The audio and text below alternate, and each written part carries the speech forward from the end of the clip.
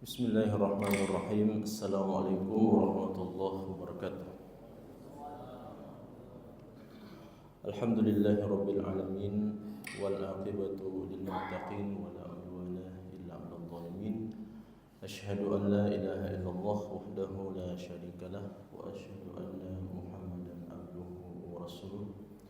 Allahumma shalli wa sallim wa barik ala nabiyyina Muhammad wa ala alihi wa sahbihi ajma'in wa man tabi'ahum bi ihsanin ila yaumiddin, amma ba'd. Bapak dan Ibu jamaah salat subuh yang dirahmati Allah, saya minta izin untuk masah medani dulu. Saya ingin lihat dulu jamaahnya, jangan sampai ada teman SD saya di sini. Saya tinggal di lorong sebelah sebenarnya jamaah sekalian. Sebelum tahun 94, saya tidak salah, akhirnya tahun 94 itu pindah ke Sungai Sadang Baru dan mengenyam pendidikan di SD Impres Tawangmangu 2 di depan sini. Dan ini area tempat kita bermain-main dulu lah. Ya, saya masih ingat waktu musim banjir gitu. Ini kan sering banjir di sini kan. Ini tempat main kita dulu depan sini. Dan itu jauh sepertinya sebelum Masjid Ar-Rahman ini didirikan. Jadi area sini ini masih agak-agak kosong, masih agak-agak lowong di daerah sini sampai di Pengayoman atau di Panakukang. Jamaah yang dirahmati Allah Subhanahu wa ta'ala, olehnya itu pada subuh hari ini sangat senang dan berbahagia rasanya bisa kembali ke lingkungan ini dan bisa berbagi bersama-sama dengan para jamaah sekalian. Mudah-mudahan Allah memberikan keberkahannya semuanya kepada kita di dalam bulan suci Ramadan. Jamaah yang dirahmati Allah Subhanahu wa ta'ala, panitia meminta kepada kami untuk menyampaikan materi dan dibawakan dalam 2 sesi ya, atau dalam 2 kesempatan, atau dalam 2 kali subuh. Olehnya itu pada kesempatan ini kami akan menyampaikan materi berkenaan dengan konsep nikmat di dalam Al-Quran. Nikmat adalah karunia dan pemberian dari Allah Subhanahu wa ta'ala yang Allah Subhanahu wa ta'ala jadikan sebagai salah satu sebab, menjadi salah satu alasan agar manusia beribadah kepada Allah. Tentu ada banyak nikmat yang Allah berikan kepada umat manusia.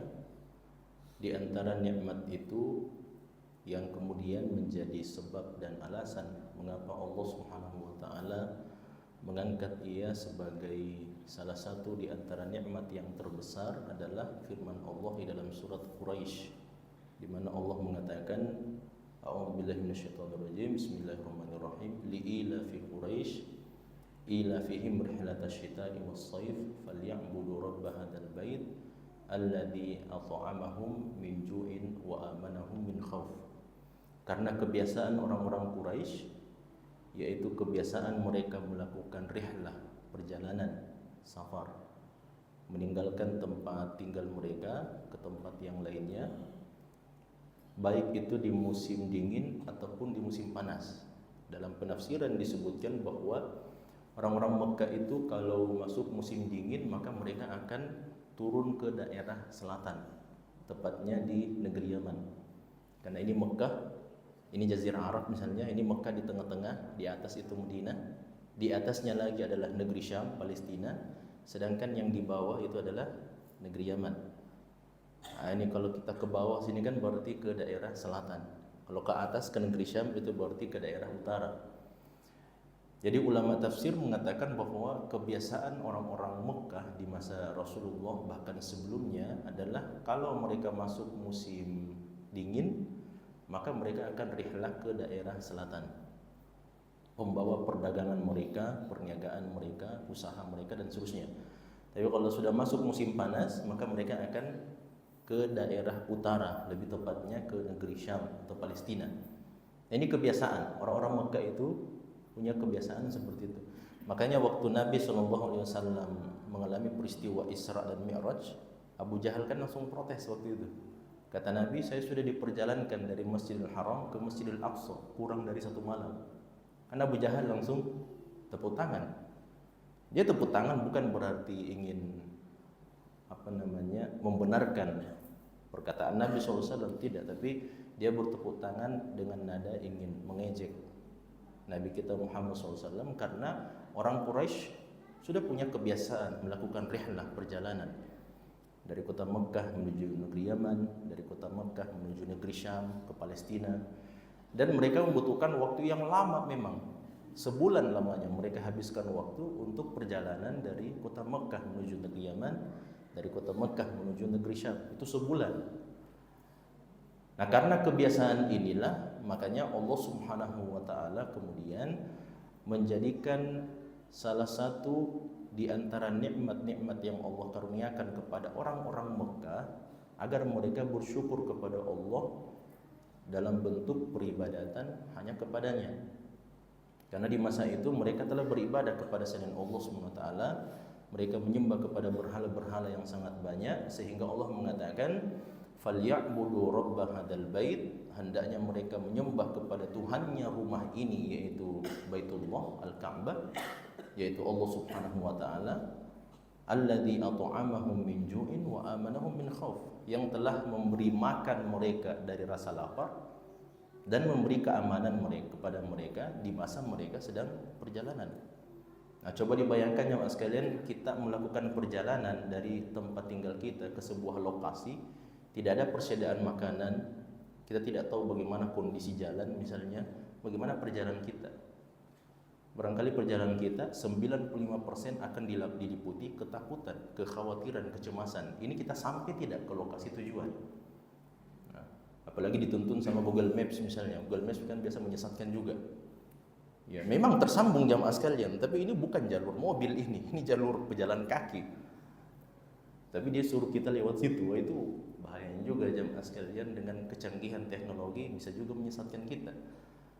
Artinya seandainya kita bisa membayangkan di masa Nabi SAW tanpa ada kecanggihan teknologi dan mereka harus berjalan, setiap musimnya mereka harus meninggalkan kota Mekah, datang ke negeri Yaman, datang ke negeri Syam, tanpa mereka ada persediaan makanan, tanpa ada jaminan keselamatan dan keamanan. Makanya ini adalah nikmat yang sangat besar yang seharusnya disadari oleh manusia, bahwa karena ini adalah nikmat yang tidak mungkin siapapun juga bisa memberikannya kepada kita, kepada umat manusia, kecuali yang memiliki nikmat tersebut. Maka seharusnya tauhid dan keyakinan itu dikembalikan kepada Allah Subhanahu wa taala. Nah, ada banyak nikmat yang Allah Subhanahu wa taala karuniakan kepada umat manusia. Contoh subuh hari ini saja misalnya, Allah Subhanahu wa taala bangunkan kita dari tidur, mengizinkan kita untuk makan sahur. Setelah itu kita datang ke tempat ini melaksanakan ibadah salat subuh secara berjamaah. Di dalam hadis yang sahih Nabi SAW mengatakan, man asbaha aminan fi sirbihi, barang siapa yang memasuki waktu subuh dalam keadaan dia aman di dalam tempat tinggalnya sendiri, mu'afan fi jasadihi, sehat pada jasmaninya, lahu qutu yaumihi, dan dia punya perbekalan makanan untuk hari itu saja.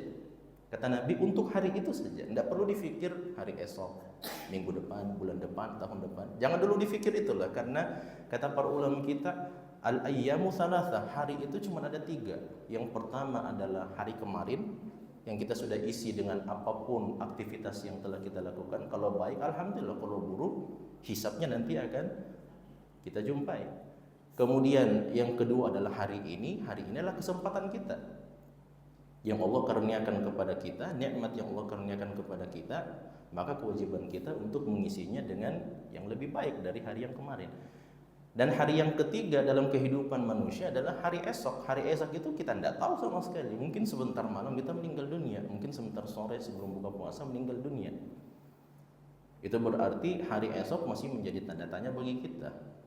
Ya, makanya sesuatu yang paling jelas meskipun kita tidak pernah mencarinya adalah kematian, kan begitu. Innahum yarawnahu ba'ida wa narahu qariba, kata Allah. Hari kiamat itu jamaah sekalian, manusia semuanya melihatnya sungguh sangat jauh sekali, padahal Allah melihat itu sangat sangat dekat.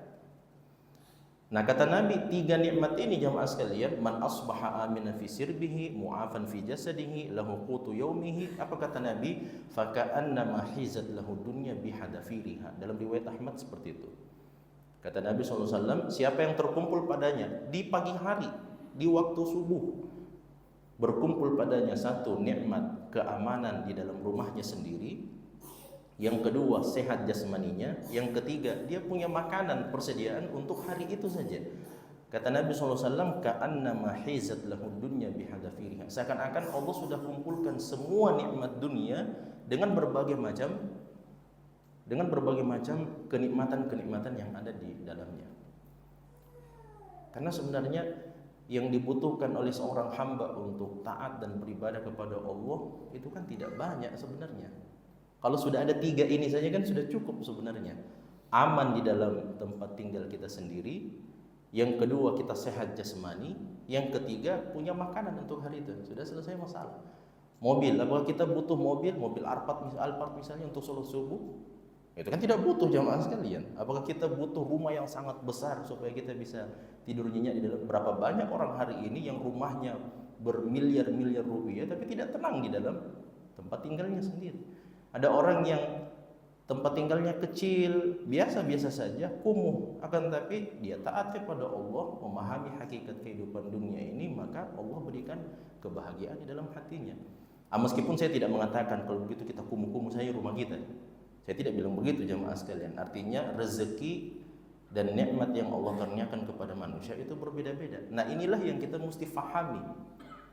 Bagaimana konsep nikmat yang Allah Subhanahu wa taala ingin jelaskan kepada umat manusia dengan ayat-ayat yang telah Dia turunkan.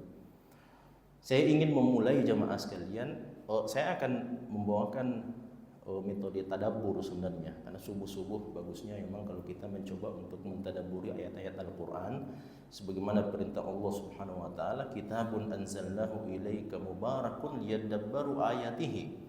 Jadi Al-Quran itu sebenarnya diturunkan oleh Allah kepada Nabi Muhammad. Tujuannya bukan hanya sebagai sarana untuk kita baca, bukan hanya sebagai sesuatu yang akan memberikan petunjuk hidayah kepada manusia dan seterusnya, tapi kewajiban kita juga kepada Al-Quran yang Allah turunkan kepada umat manusia adalah untuk ditadabburi ayat-ayatnya, untuk kita baca, untuk kita berupaya memahami bagaimana maksud dan keinginan Allah Subhanahu wa taala di balik ayat-ayat tersebut. Saya ingin memulai jamaah sekalian dengan firman Allah Subhanahu wa taala di dalam surat Ibrahim ayat yang ke-7. Saya akan mulai dengan ayat ini dan akan menjadi ayat yang paling terakhir nanti untuk kita jelaskan insyaallah. Di dalam surat Ibrahim ayat yang ke-7, Allah SWT berfirman, wa id ta'adzana rabbukum la in syakartum la azidannakum wa la in kafartum inna adzabi lasyadid. Kata Allah Subhanahu wa taala, dan ingatlah wahai Muhammad ketika Allah permaklumkan kepada seluruh makhluknya, la in syakartum la azidannakum, kalau kalian pandai bersyukur atas nikmat-nikmat yang saya berikan, la azidannakum, saya akan tambah nikmat saya. Wala in kafartum, tapi kalau kalian kafir, inna adzabi lasyadid, sesungguhnya azab saya sangatlah pedih. Nah, ini kita berangkat dari ayat ini jamaah sekalian. Di dalam ayat ini Allah SWT menjelaskan beberapa kosakata atau menyebutkan beberapa kosakata yang kita mesti fahami berdasarkan ayat-ayat yang lainnya. Kalau kita ingin mencoba mentadabburi Al-Qur'an ya seperti itu. Yang paling pertama adalah syukur, yang kedua adalah kufur, yang ketiga adalah nikmat. Nah, kita mulai dengan kata nikmat terlebih dahulu. Nikmat itu jamaah sekalian, kalau kita melihat di dalam ayat yang lain di dalam Al-Qur'an, seperti firman Allah di dalam surat Hud ayat yang ke-6, di mana Allah mengatakan wa ma min dabbatin fil ardi illa 'alallahi rizquha wa ya'lamu mustaqarraha wa mustawda'aha kullun fi kitabim mubin.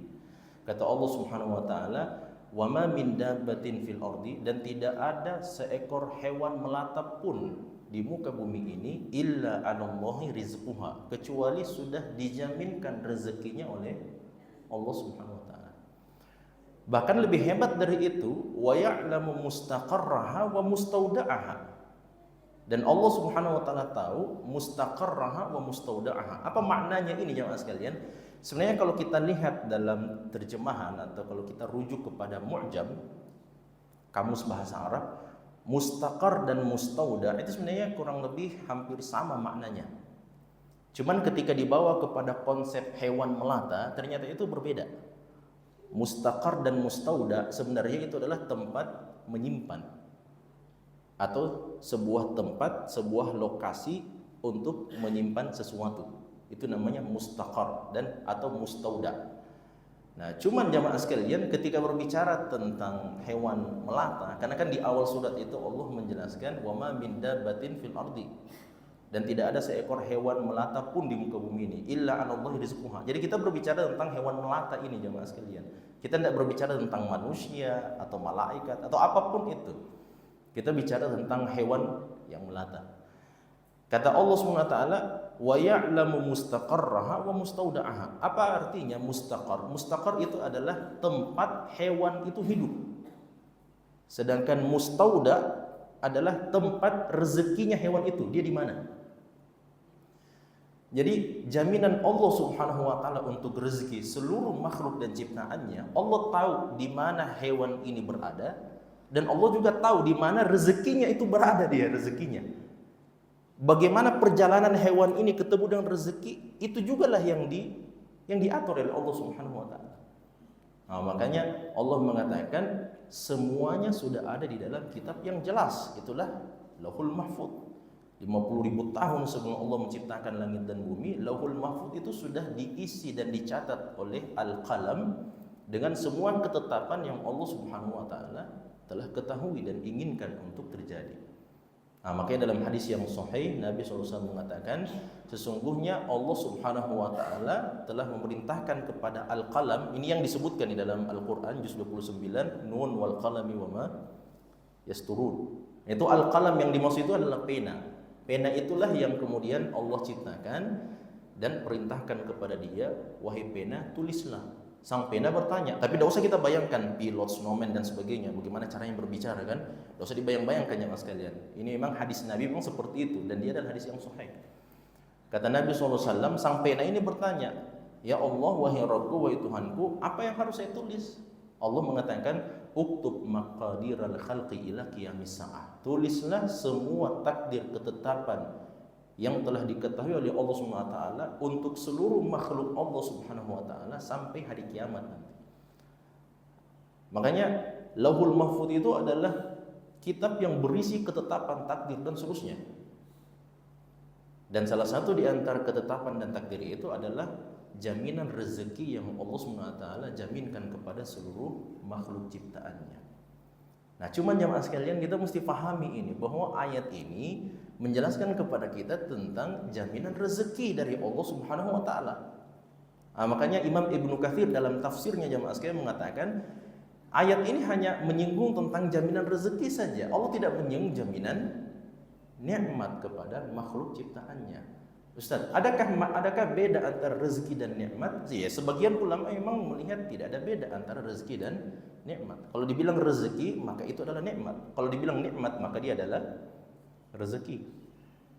Tapi Imam Ibnu Katsir melihat bahwa ada perbedaan antara rezeki dan nikmat. Beliau memberikan contoh. Seseorang yang, ini kan setiap kita sudah ada jaminan rezekinya. Misalnya, saya kasih contoh, misalnya seseorang di antara kita, Allah sudah jaminkan bahwa dia akan mendapatkan 10 juta hari ini. Jelas ya? Itu sudah jaminan rezeki jamaah sekalian. Dan itulah makna firman Allah, wa ma min dabbatin fil ardi illa 'alallahi rizquha. 'Alallahi itu artinya jaminan, tanggungan bagi Allah Subhanahu wa taala untuk menjamin rezeki setiap makhluk ciptaannya. Sampai hewan melata sekalipun. Sampai hewan yang melata di atas perut bumi ini jamaah sekalian, semuanya dijamin rezekinya oleh Allah Subhanahu wa taala. Nah, seandainya ada seseorang di antara kita yang diberikan jaminan rezeki 10 juta hari ini, Kata Imam Ibnu Katsir, kemudian dia mengupayakan untuk berjumpa dengan rezeki itu dengan cara yang dihalalkan oleh Allah, maka itulah rezeki plus nikmat. Jelas ya? Tapi ketika dia mengupayakan 10 juta itu dengan cara yang diharamkan oleh Allah, maka itulah yang menjadi rezeki tapi tidak berubah menjadi nikmat. Jelas ya? Karena persoalan apa? Bagaimana cara kita mengambilnya? Bagaimana cara kita meraihnya? Cara kita mengambil dan meraih rezeki ini, inilah yang dicatat oleh Allah Subhanahu wa taala. Karena rezekinya yang 10 juta itu sudah dijamin sama Allah Subhanahu wa taala. Yang tidak dijamin itu adalah bagaimana cara kita meraihnya. Makanya contoh, saya datang ke tempat ini misalnya akan dapat rezeki sekian. Saya tidak datang ke tempat ini akan dapat rezeki sekian. Bagaimana cara saya mendapatkan rezeki ini?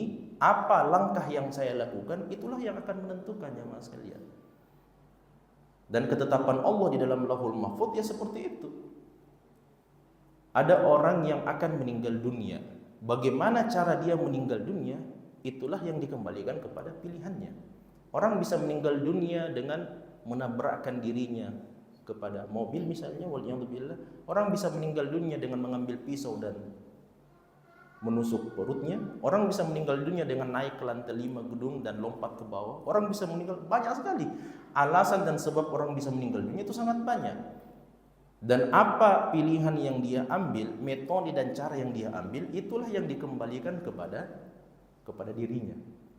Nah, cuman ini kan menjadi problem ini. Saya pernah ditanya waktu SMA jamaah sekalian, saya pernah ditanya, bagaimana kira-kira kalau seandainya Allah catatkan saya di Lauhul Mahfuz sebagai penghuni neraka? Sedangkan saya sudah mati-matian sholat, saya sudah puasa, saya sudah bayar zakat dan sebagainya. Tapi ternyata saya dicatat sebagai penghuni neraka. Sia-sia kalau begitu amalan saya. Nah, ini bagaimana cara menjawabnya ini jemaah sekalian? Nah, ini percuma kita ini jadi kalau rajin sholat, rajin puasa, itu ternyata di dalam Lauhul Mahfuz kita dicatat sebagai penghuni neraka, waliyadzubillah. Itu berarti sia-sia amalan kita selama ini. Nah, jawabannya jamaah sekalian, kan kita belum tahu ketetapan Allah bagi kita itu seperti apa. Tidak seorang pun di antara umat manusia yang mengetahui ketetapan Allah untuk dia apakah surga atau neraka, tidak seorang pun ada yang mengetahuinya. Jelas ya? Kecuali orang yang telah diberikan jaminan menurut informasi ilahiyah. Sebagai contohnya para nabi dan rasul, itu kan sudah ada jaminan jamaah sekalian. Begitu juga dengan orang-orang yang diberikan kabar gembira untuk masuk ke dalam surga Allah, seperti 10 sahabat yang telah mendapatkan kabar gembira dari Allah Subhanahu wa taala bahwa mereka ini akan masuk surga. Itu jelas berdasarkan dalil yang sahih dari Al-Qur'an, dari hadis-hadis Nabi dan seterusnya. Tapi model-model kita ini kan belum ada jaminan jamaah sekalian. Nah, sekarang problemnya adalah kita tidak tahu kita ini akan berakhir di mana, apakah berakhir di surga atau berakhir di neraka. Nah, saya berikan gambaran, seandainya kita mau keluar sebentar jamaah sekalian, kita lihat ternyata langit itu kondisi sedang mendung, hitam warna awannya itu. Kira-kira apa yang kita persiapkan? Apakah kita keluar rumah tanpa membawa payung atau itu kita bawa payung? Kan bawa payung ya? Ya sedia payung sebelum hujan, kan seperti itu. Nah, sama juga jamaah sekalian, kan kita tidak tahu ini mau hujan atau tidak. Cuma kita lihat ada tanda-tandanya ini akan turun hujan. Nah, sama juga dengan kehidupan kita. Kita tidak tahu jamaah sekalian, kita ini berakhir di mana, di surga atau di neraka. Tapi kita sudah dapat tanda-tandanya ini bahwa orang yang beribadah kepada Allah, mereka yang banyak berzikir kepada Allah, mereka yang dan seterusnya, di akhir kehidupannya mereka mendapatkan kematian yang dimudahkan oleh Allah, husnul khatimah. Dan itu sudah pertanda jemaah sekalian bahwasanya mereka ini akan menjadi penghuni surga. Sebagian orang ada yang hidupnya berantakan, tidak pernah sholat, tidak puasa Ramadan dan seterusnya. Dalam akhir kehidupannya meninggal su'ul khatimah. Meninggal su'ul khatimah, apakah itu pertanda wah ini orang tanda-tanda masuk surga ini? Ya tidak jemaah sekalian, karena kehidupannya dipenuhi dengan keburukan, kesalahan, kemaksiatan dan seterusnya. Nah, olehnya itu ini kita mesti fahami bahwa ada perbedaan antara rezeki dan nikmat.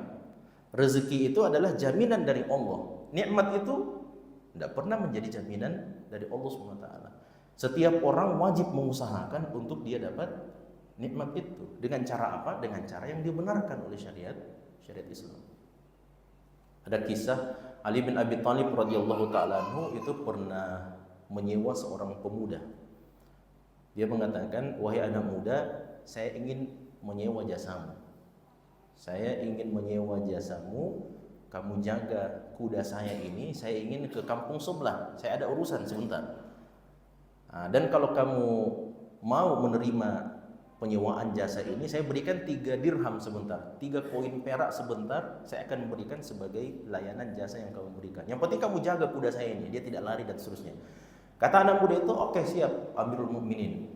Akhirnya setelah singkat cerita Amirul Mukminin sudah melakukan hajat kebutuhannya, ternyata agak molor sedikit waktunya. Di sore hari dia pulang ke tempat yang disepakati, ternyata dia lihat kudanya sudah tidak ada yang jaga, anak muda itu sudah tidak ada, dan tali kekang kudanya itu sudah hilang, sudah tidak ada.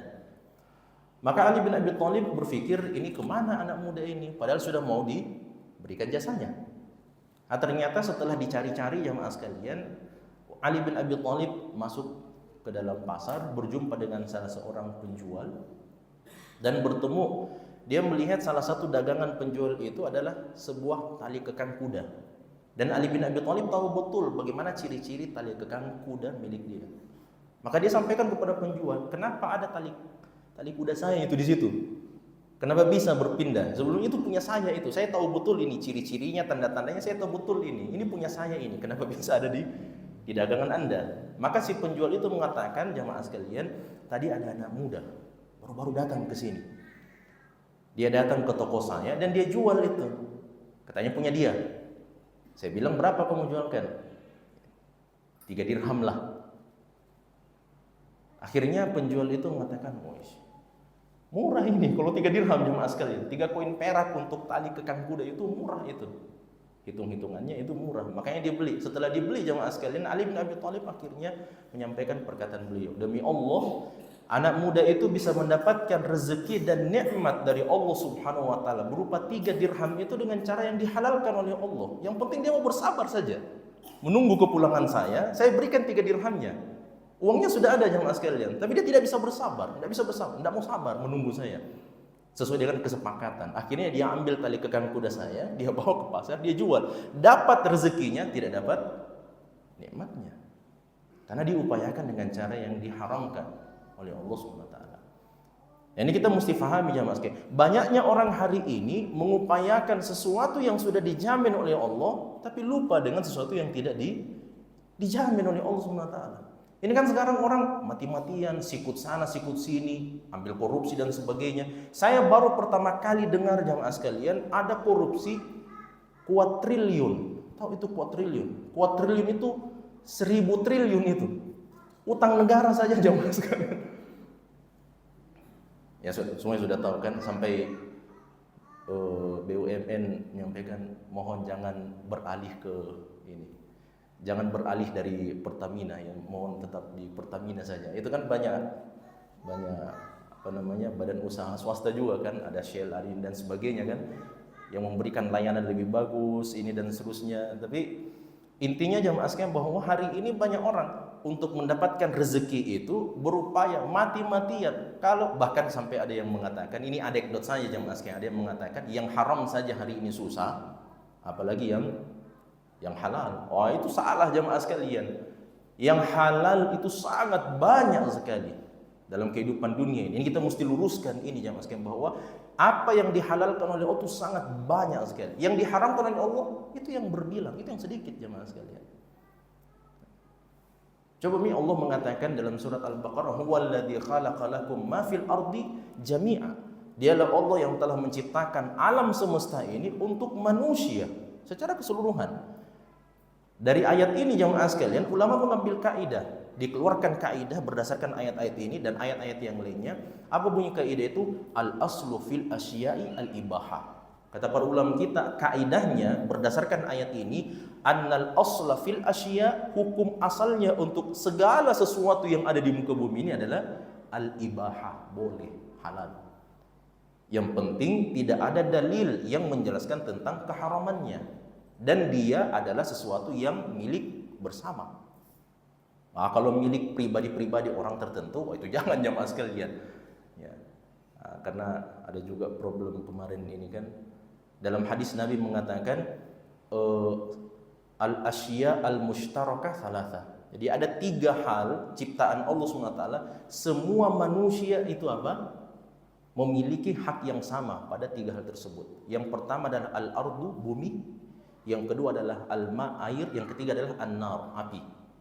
Ini 3 hal jamaah sekalian ciptaan Allah Subhanahu wa taala. Dimanapun kita berjumpa, maka kita bisa mengklaim bahwa itu punya kita. Kecuali kalau memang sudah jelas punya siapa. Jelas ya?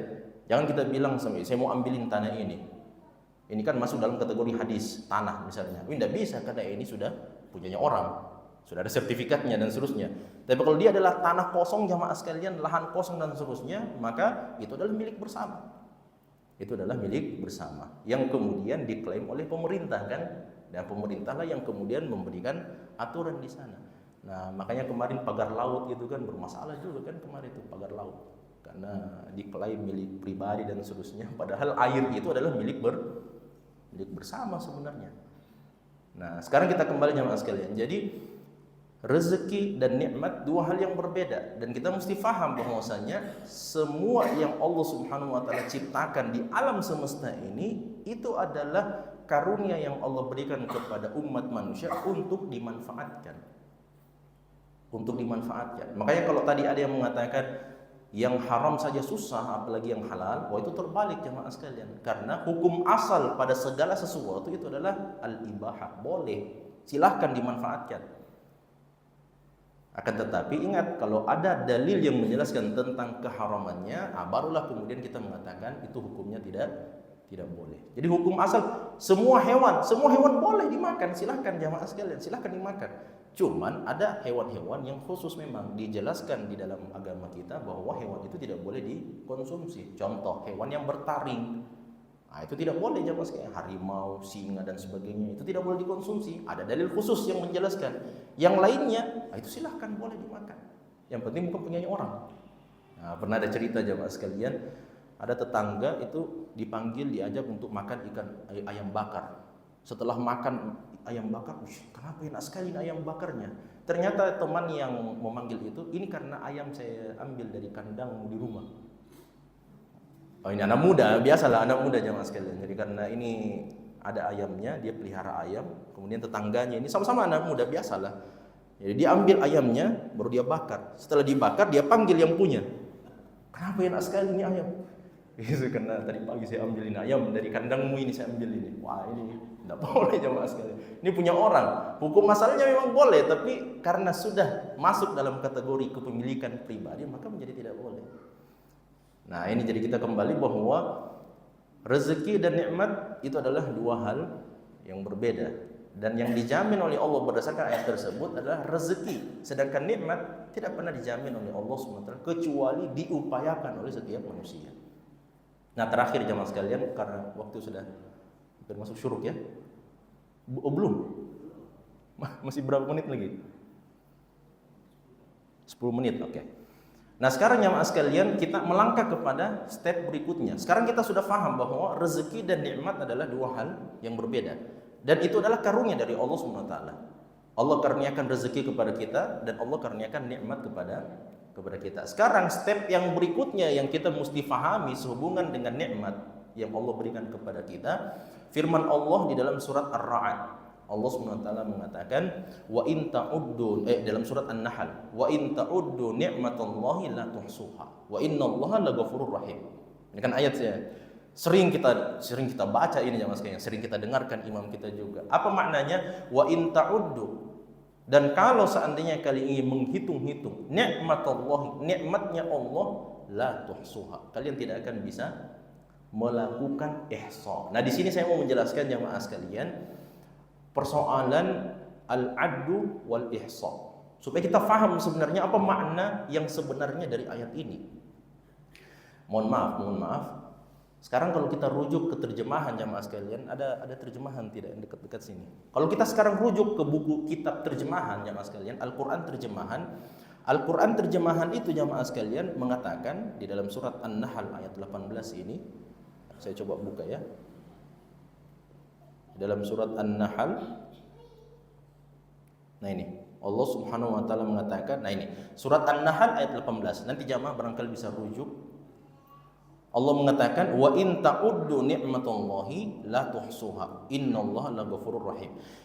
Bagaimana bunyi terjemahannya jamaah sekalian? Allah mengatakan, dan jika kamu menghitung-hitung nikmat Allah, niscaya kamu tak dapat menentukan jumlahnya.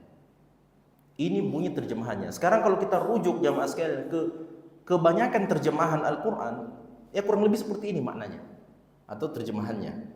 Nah, sekarang jamaah sekalian, coba kita cerna baik-baik. Kata Allah, dan jika kamu menghitung-hitung nikmat Allah, niscaya kamu tak dapat menentukan jumlahnya. Sekarang Allah mengatakan wa in ta'uddu ni'matallahi. Jadi ni'matallahi ini maknanya adalah nikmat Allah. Wa itu adalah dan, in jika, ta'uddu, nah ini ta'uddu ini bermakna menghitung-hitungnya. Kemudian nikmat Allah itu nikmat Allah. Apa kata Allah? La itu artinya tidak. Tuhsuha jamaah sekalian itu disebutkan di sini terjemahannya tidak dapat menentukan jumlahnya. Nah, sekarang jamaah sekalian, kalau kita rujuk kepada kitab tafsir, sebelum kita rujuk ke kitab tafsir, ternyata menurut Mu'jam bahasa Arab, kamus bahasa Arab jamaah sekalian, di sini kan menggunakan dua kosakata kerja kan? Yang pertama adalah al-addu, wa in ta'uddu itu diambil dari kata al-addu. Ni'matallahi la tuhsuha. Tuhsuha itu diambil dari kata al-ihsa.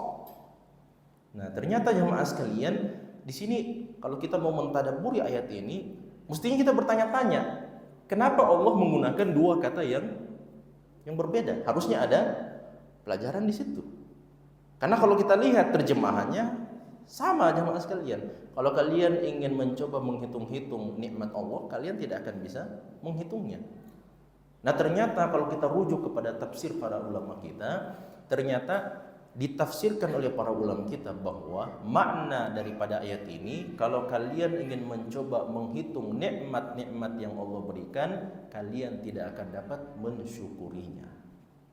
Nah, kenapa? Karena al-addu jamaah sekalian dalam bahasa Arab, al-addu itu artinya seperti saya berikan contoh misalnya, al-addu itu wahid, itsnan, tsalatsa, arba, khamsa. Itu namanya al-addu, menghitung jumlah.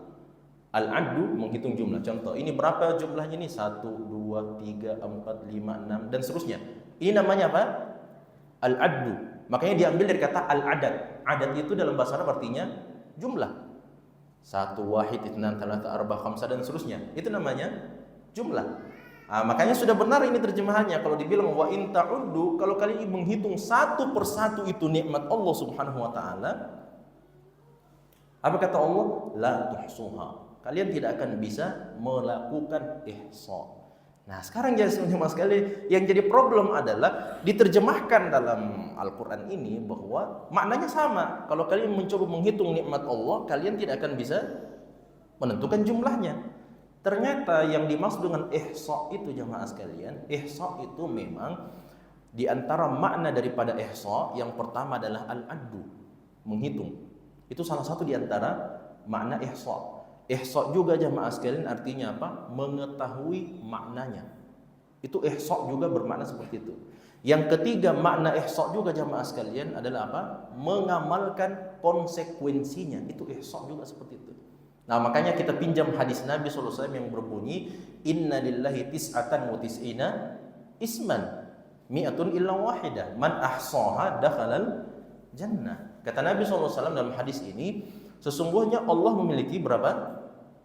99 nama, 100 kurang 1. Inilah yang disebut sebagai 99 asmaul husna.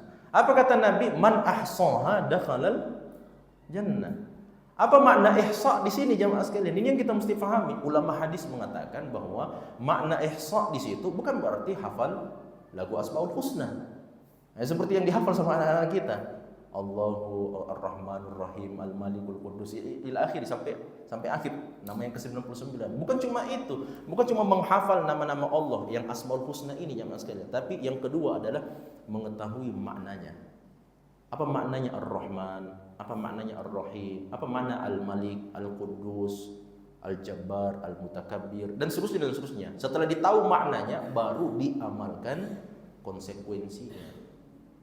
Nah, kalau diamalkan konsekuensinya jemaah sekalian, itu berarti kalau kita yakin bahwa Allah itu adalah Tuhan yang Maha memberikan karunia, Al-Wahhab, itu salah satu di antara Asmaul Husna, maka seharusnya kita tidak berdoa dan meminta karunia kecuali kepada siapa? Kepada Allah SWT, kan begitu. Kalau kita tahu bahwa Allah adalah Tuhan yang Maha As-Sami' Al-Basir, Maha mendengar dan Maha melihat, harusnya kita tidak berani berbuat maksiat di hadapan Allah yang Maha mendengar dan Maha melihat. Itu makna ihsa. Man ahsaha dakhala. Siapa yang mengetahuinya, Asmaul Husna itu, mengetahui maknanya dan mengamalkan konsekuensinya, artinya dia bisa mengkondisikan karakter dirinya dalam kehidupan dunia ini agar kemudian Asmaul Husna itu tercipta di dalam dirinya. Kalau ada orang yang seperti itu jemaah sekalian, itulah jaminannya Nabi SAW di akhir hadis itu, dakhalal jannah, pasti masuk surga itu. Karena kalau orang sudah mengamalkan konsekuensi Asmaul Husna, tidak akan berbuat maksiat, akan selalu beribadah, selalu berdoa kepada Allah, tidak melakukan kesyirikan dan seterusnya. Nah, itu lain kan sudah masuk. Nah, maksud saya dari ayat ini, surat An-Nahl ayat 18 jemaah sekalian, bahwasanya makna daripada ayat ini bahwa wa in ta'uddu ni'matallahi, kalau kalian mencoba menghitung-hitung nikmat Allah, apa selanjutnya? La tuhsuha. Kata Imam Ibnu Katsir, la tastati'u an tashkuru biha. Kalian tidak akan mungkin bisa mensyukuri nikmat-nikmat Allah itu. Itulah makna ayat ini jemaah sekalian, bahwa Allah berikan rezeki kepada kita, Allah berikan karunia kepada kita. Kewajiban kita dengan karunia dan nikmat itu jemaah sekalian adalah apa? Bersyukur kepada Allah Subhanahu wa taala. Nah, ini jemaah sekalian, masih separuh dari perjalanan materi kita. Insyaallah kita sambung pada pertemuan yang berikutnya. Ada sesi tanya jawab ya? Iya, saya persilahkan. Ya, bagi para jemaah sekalian, mungkin ada yang ingin ditanyakan berkaitan tentang konsep nikmat di dalam Al-Quran. Terima kasih Ustaz. Sedikit saja terkait dengan nikmat dengan rezeki tadi. Itu kan tadi rezeki kan sudah ditetapkan dari Allah, tapi nikmat kan belum. Tapi kan ada juga tadi proses mendapatkan rezeki kan ada dua, ada yang apa namanya sesuai dengan aturan Allah dan tidak. Saya Ustaz, kalau umpamanya mendapatkan rezeki tapi tidak sesuai dengan apa yang ditentukan oleh Allah, saya mau kaitkan dengan ketenangan itu. Apakah memang itu prosesnya itu bisa mendapatkan ketenangan? Kedua, apakah ketenangan dari nikmat itu yang mana lebih ini bisa tepat? Lebih apakah sama atau tidak ketenangan dengan nikmat itu? Oh iya. Itu saja. Terima kasih. Langsung ya. Ya. Jadi jamaah sekalian, saya langsung ke pertanyaannya, persoalan ketenangan ya, as-sakinah. Jadi as-sakinah itu, jadi ketenangan dalam bahasa Al-Quran disebut sebagai as-sakinah. Di dalam Al-Quran memang Allah SWT mengatakan huwallazi anzala as-sakinata ala qulubil mu'minin. Jadi sakinah itu jamaah sekalian, dia sebenarnya masuk dalam kategori nikmat. Nah, itulah makanya dia sakinah itu tidak pernah diberikan jaminan oleh Allah Subhanahu wa taala. Dia tidak masuk dalam kategori rezeki, tapi dia masuk kategori nikmat. Makanya dalam ayat itu tadi dikatakan huwallazi anzala sakinata ala qulubil mu'minin. Allah memang mengkhususkan, Allah menurunkan sakinah, ketenangan itu kepada hatinya orang-orang beriman. Memang dikhususkan itu dalam putaran keimanan itu. Nah, ini menunjukkan bahwasanya hanya mereka yang mengetahui konsep karunia dan nikmat inilah yang mengupayakan dengan cara yang disyariatkan dan dibenarkan, dan dia beriman kepada Allah SWT, maka mereka lah yang akan dikaruniakan nikmat tersebut.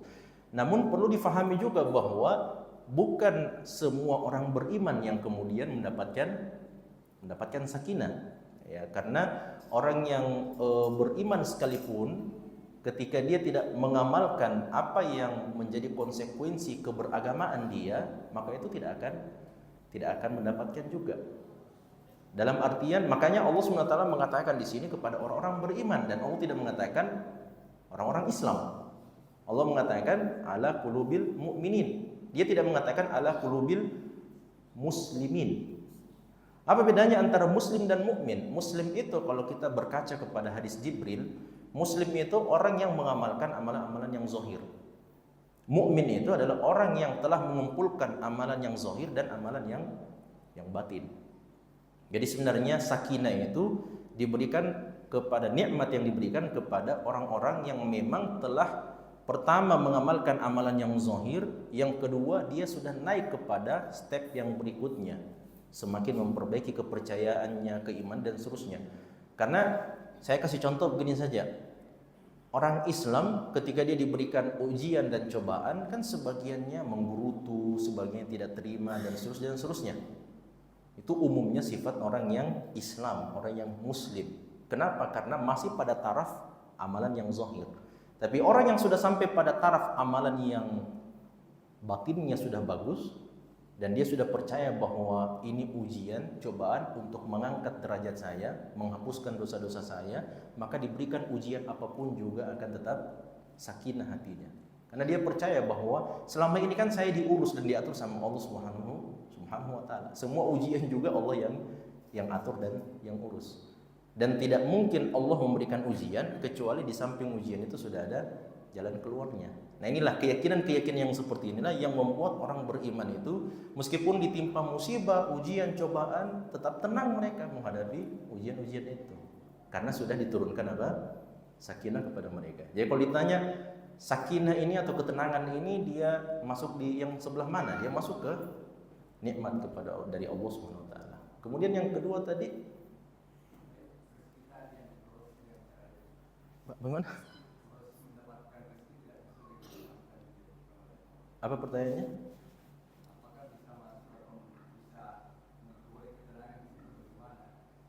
Apakah bisa? Proses tadi rezeki yang didapatkan tidak sesuai dengan aturan yang ya. Apakah bisa mendapatkan ketenangan? Ya, apakah iya. Jadi kalau seseorang itu sudah menyalahi aturan syariat, maka tidak akan mungkin bisa mendapatkan ketenangan. Cuman kita mesti paham jamaah sekalian bahwa kondisi di dunia ini jamaah sekalian, dunia ini Allah Subhanahu wa taala menciptakan dunia ini memang memiliki dua karakter. Karakter yang pertama jamaah sekalian adalah karakter bagi orang-orang yang beriman, karakter dunia itu, dan karakter bagi orang-orang yang tidak beriman kepada Allah Subhanahu wa taala. Ini karakter dunia seperti itu jamaah sekalian. Makanya dunia ini ya mirip-mirip seperti pisau lah. Pisau itu bisa digunakan untuk memotong, bisa juga digunakan untuk apa? Bisa digunakan untuk potong sayur, bisa juga digunakan untuk potong jari, kan begitu. Bisa memberikan manfaat bagi kita, bisa memberikan mudarat bagi kita. Jadi pintar-pintar saja, pandai-pandai saja untuk melihat dunia yang sampai kepada saya ini akan berubah bentuk menjadi apa. Ya, kalau dia berubah bentuk menjadi semakin saya jauh dari Allah Subhanahu wa taala, maka itu tidak akan pernah menjadi sebab ketenangan. Tapi kalau dunia ini menghampiri saya dan dia menjadi sebab ketenangan dan kedekatan saya kepada Allah Subhanahu wa taala, maka segera diupayakan. Nah, cuman seperti itu saja dunia itu. Nah, makanya disinilah kemudian orang mesti pintar-pintar melihat, ya, pintar-pintar melihat bahwa dunia yang datang dan menghampiri kita ini apakah dia adalah dalam bentuk tipuan belaka atau dia datang dalam bentuk hakikat. Karena memang dalam hadis Nabi SAW menjelaskan bahwa ketika seorang mukmin itu mendapatkan karunia duniawi, maka Nabi mengatakan fatil kabushra ajilah, maka itu adalah kabar gembira, kabar baik yang disegerakan oleh Allah Subhanahu wa taala. Cuman orang beriman itu jamaah sekalian, ketika mereka dapat dunia, mereka tidak bahagia dengan dunianya itu. Mereka tidak bahagia dengan, karena mereka tahu bahwa dunia ini adalah alat bagi saya. Kalau saya justru bahagia dengan dunianya semata jamaah sekalian dan tidak dijadikan sebagai alasan semakin dekat kepada Allah, wah itulah yang bisa menjadi sebab hilangnya ketenangan. Jelas ya? Allah Ta'ala. Ya, dari jamaah sekarang yang lain ada yang ditanyakan.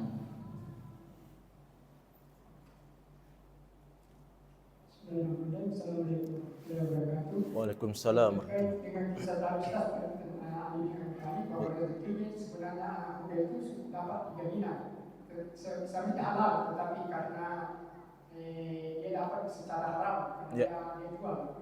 Terkait dengan itu kita lihat bahwa koruptor sekarang memang Pertamina seperti Pertamina tidak Langsung sebut. apakah seandainya dia tidak korupsi apakah dia juga begitu Ustaz? Iya. Jadi jamaah yang dirahmati Allah Subhanahu wa taala, ini kan kalau kita lihat kasus-kasus korupsi ini kan kelihatannya besar sekali kan? Banyak sekali, sedikit sebenarnya itu. Karena banyak kepala yang mau dikasih makan itu. Iya, jadi 950 berapa itu? 900 hampir 1000 triliunnya lah. Itu kan sebenarnya bukan dimakan sama 6 orang itu semua. Kan ada orang-orang petinggi, atasan dan sebagainya. Itu mereka semuanya itu yang dapat. Lari ke sana semua itu sebenarnya. Kan begitu ya. Sistem korupsi kan seperti itu. Dan sepertinya tidak ada cerita kasus jamaah sekalian korupsi cuman dia saja yang makan semua harta itu, enggak. Pasti semuanya sudah iya. Sampai kemarin ada korupsi berjamaah kan di daerah mana itu di Jawa kalau saya tidak salah. Ya sebenarnya seperti itu. Tapi kalau ditanya apakah seandainya mereka tidak melakukan korupsi, apakah mereka akan dapat rezeki seperti itu? Mereka akan dapat seperti itu. Nah, memang sudah rezekinya begitu memang. Mereka akan seperti itu. Cuman jamaah sekalian diambil dengan cara yang diharamkan oleh Allah Subhanahu wa taala. Jadi memang rezeki yang Allah berikan kepada manusia itu kan berbeda-beda. Berbeda-beda. Setiap orang berbeda-beda. Anak kita saja yang 2 orang ini beda rezekinya padahal bersaudara. Bahkan ada yang saudara kembar, jamaah sekalian, kembar identik, beda rezekinya. Ada yang satu menjadi pengusaha besar, yang satu tetap miskin. Itu karena memang pembagian rezeki itu berbeda-beda. Dan saya tertarik dengan hadis yang pernah dikutip oleh Imam Ibnu Katsir dalam tafsirnya. Beliau mengatakan Allah itu maha mengetahui kepada setiap hambanya siapa di antara mereka yang paling pas keadaan dan kondisi keimanannya dengan kekayaan. Kalau seandainya diberikan kemiskinan saja barang sesaat, rusak imannya itu orang. Jadi memang harus kaya ini orang. Allah tahu betul ini kekayaan baru bisa bagus imannya. Abdurrahman bin Auf, Utsman bin Affan, itu kan orang-orang kaya. Ya bahkan Abu Bakar As-Siddiq, Abu Bakar itu saudagar kaya raya jamaah sekalian. Cuman yang paling terkenal adalah Abdurrahman bin Auf, Utsman bin Affan. Umar bin Khattab itu wah luar biasa banyak lahannya itu, lahan kurmanya itu Umar bin Khattab di kota Madinah. Nah, cuman jarang terangkat, terekspos. Tapi 4 khulafaur rasyidin ini jamaah sekalian, minus Ali bin Abi Thalib, ini orang-orang kaya semuanya. Abu Bakar, Umar, Utsman, orang-orang kaya semuanya itu. Jadi memang ada orang-orang yang Allah paling tahu ini, kekayaan ini paling cocok dengan keimanannya. Diberikan kemiskinan sedikit jamaah sekalian, rusak imannya. Jelas nih? Ada orang yang miskin paling cocok dengan dia. Dikasih kekayaan, wah biru matanya. Nah, dikasih lihat uang 1 gepok, jadi korupsi. Karena memang kekayaan tidak cocok dengan keimanannya. Ada orang paling cocok dalam hadis itu dikatakan, ada orang paling cocok keimanannya dengan kesehatan. Dikasih penyakit sedikit langsung rusak imannya. Makanya sehat-sehat terus jamaah sekalian. Ada juga orang yang paling cocok keimanannya dengan apa? Sakit terus. Tapi kalau diberikan kesehatan sedikit jamaah sekalian, rusak keimanannya. Ada yang seperti itu. Nah, makanya koruptor itu cocoknya kalau sakit saya terus. Karena kalau pas sehat jadi korupsinya. Iya, jadi itu pikir-pikirannya mau dicuci money laundry-nya kemana ini. Itu kan dipikir berkali-kali itu supaya tidak ditangkap KPK dan sebagainya. Kan seperti itu. Jadi kondisi orang memang berbeda-beda termasuk rezeki yang Allah berikan kepada dia. Seandainya mereka ini tidak korupsi, apakah mereka akan tetap dapat? Wallahu a'lam, mereka akan tetap dapat sebagaimana jaminan tersebut. Nah, akan tetapi cara yang mereka ambil itulah cara yang tidak dibenarkan. Wallahu a'lam. Mungkin cukup sekian dulu untuk sesi sektor pada kesana.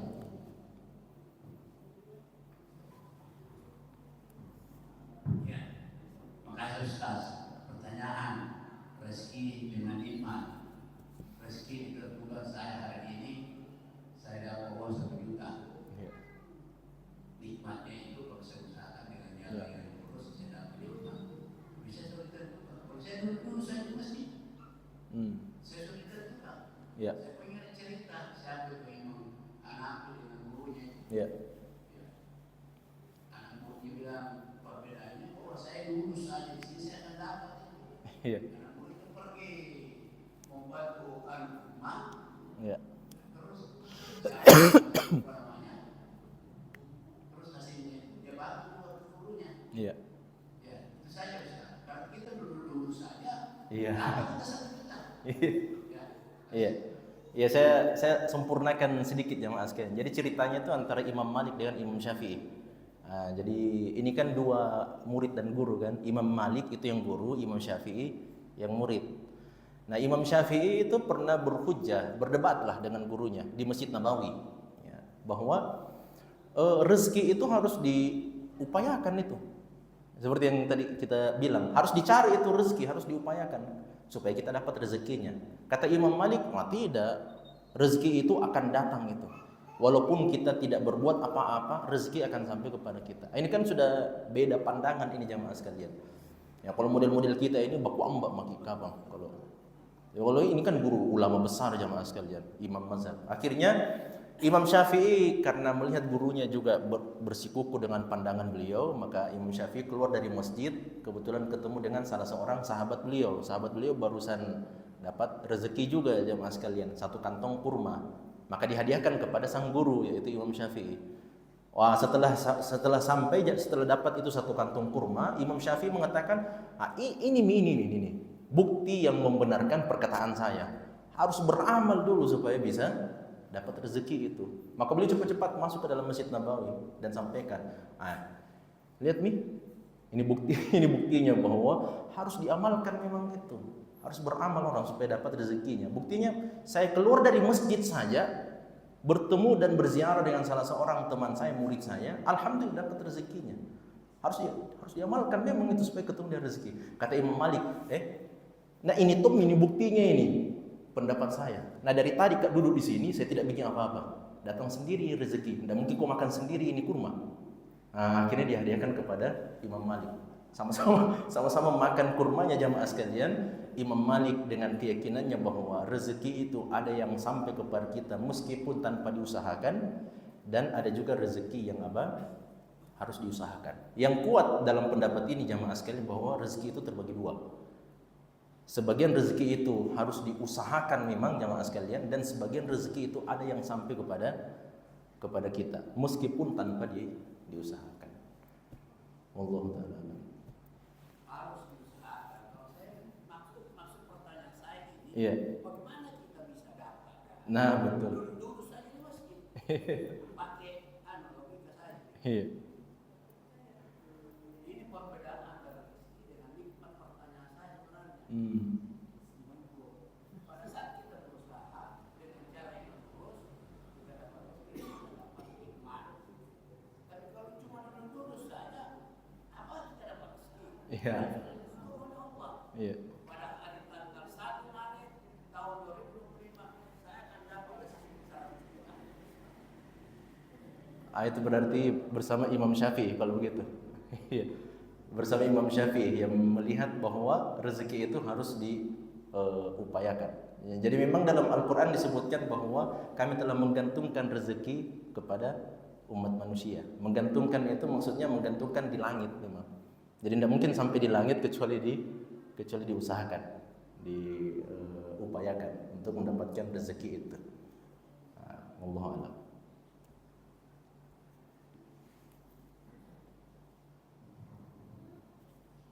Pak, tinggal dulu menghafal ada yang kasih uang. Tinggal ngomongnya datang kasih salam. Tinggal dia biasanya ada datang kasih amplop. Ya para yang terakhir mungkin.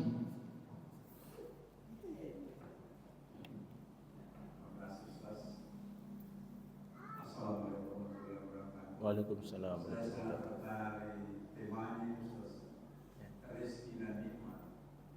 Nah, saya ingin bertanya Ustaz, masalah artinya rezeki yang berbau haram, artinya rezeki yang diperoleh dari orang tua.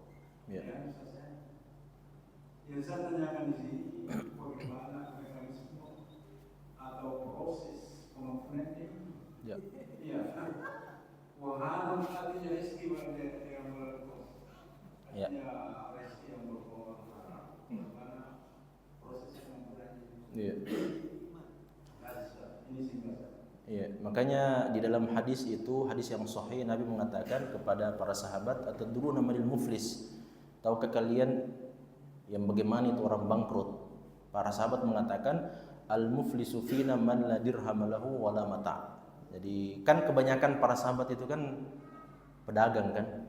Ya, kebanyakan para sahabat, khususnya orang-orang Ansor.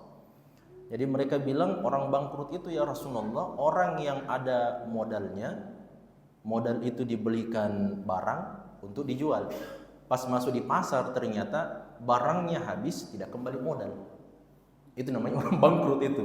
Makanya dikatakan malla dirhamalahu wala mata.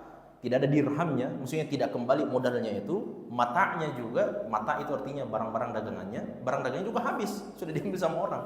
Istilahnya kalau bahasa kita apa namanya itu? Rugi bandar. Jadi tekor dia, tidak kembali modalnya. Itu orang bangkrut menurut sahabat. Tapi kata Nabi tidak. Orang yang bangkrut itu adalah man ya'ti yaumal qiyamah bisanatin wa siyamin wa zakatin wa hajjin, dengan amalan yang sangat banyak sekali amalnya, salatnya, puasanya, zakatnya, hajinya, umrah dan seterusnya, banyak sekali, bergunung-gunung. Tapi wa qad syatama hada wa akhadha mal hada wa daraba hada wa safaka dam hada wa ila akhirih. Tapi dia meskipun banyak amalan-amalan solehnya, banyak amalan-amalan ibadah mahdhahnya, sholatnya, puasanya, apanya semuanya, tapi dia tidak baik kepada orang yang lain. Dalam artian, dalam tanda petik, orangnya zalim kepada orang lain. Nah itulah makanya kata Nabi SAW, inilah orang yang bangkrut. Kelihatannya banyak amalannya, tapi banyak utangnya. Nah, jadi banyak uangnya, tapi banyak utangnya. Jadi 100 juta uangnya, tapi langsung lari menutupi hutang semuanya. Nah itulah masalahnya jamaah sekalian. Kalau hutangnya itu masih ada, sedangkan amalannya sudah habis, wah itu yang masalah, itu yang bangkrut di situ. Jadi dia, kata Nabi SAW, ada yang dia pukul, ada yang dia ambil uangnya, ada yang dia sakiti, ada yang dia fitnah, ada yang dia ini, dan seterusnya. Semua orang yang dizalimi di dunia ini akan datang nanti pada hari kiamat meminta keadilan dari Allah SWT. Mirip-mirip itu koruptor. Jadi koruptor yang mengambil uang negara, jamaah sekalian, bukan milik mereka. Semua orang yang memiliki hak dari uang tersebut yang 1 triliun itu datang nanti semuanya akan minta kepada mereka. Wah, tunggu main. Nah, itu makanya ada ulama yang mengatakan bermaksiatlah kepada Allah, tapi jangan bermaksiat melalui manusia. Kenapa? Karena bermaksiat kepada Allah Maha Kuasa untuk mengampuni hambanya selama dia tidak melakukan kesyirikan dan meninggal di atas kesyirikan itu. Allah Maha Pengampun jamaah sekalian. Bahkan Allah menuliskan di arsy-Nya, wa rahmati wasi'at inna rahmati sabaqat ghadabi, dalam hadis yang sahih. Di arsy-Nya Allah tertulis seperti itu. Sesungguhnya rahmatku mengalahkan kemarahan saya. Tapi kalau bermaksiat kepada Allah melalui manusia, Allah dengan keadilannya tidak akan mengampuni hamba meskipun dia sudah bertaubat, kecuali dimaafkan sama orang yang dizalimi. Nah, makanya ya Allah Ta'ala. Ya, mungkin cukup sekian dulu